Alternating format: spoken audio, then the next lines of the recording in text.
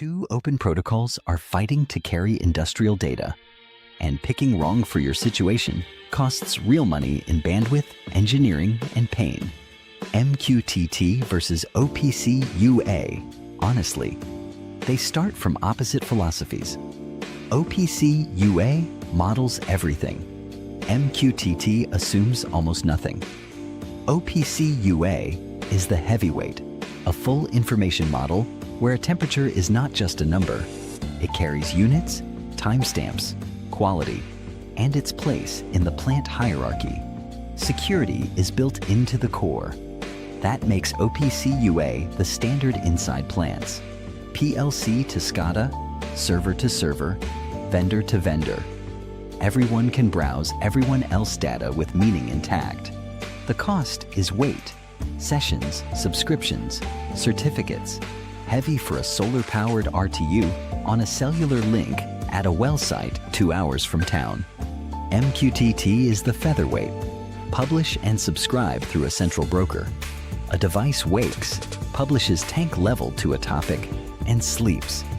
Tiny messages, tiny power, tiny data plan. MQTT also survives bad networks gracefully. A dropped cellular connection reconnects and resumes without an engineer touching anything. That is why it owns the remote site world. MQTT weakness is the mirror image. A payload is just bytes. Without a convention like Sparkplug B, every integration reinvents what the bytes mean. So the real answer is not versus, it is both, by layer. OPC UA at the plant edge where meaning matters. MQTT over the wide area link where bandwidth matters.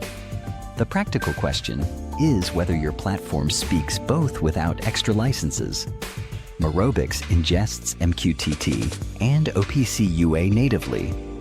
Well-site RTUs and plant servers land in the same secure dashboard. Bandwidth starved and battery-powered. MQTT, rich plant integration. OPC UA, both at once.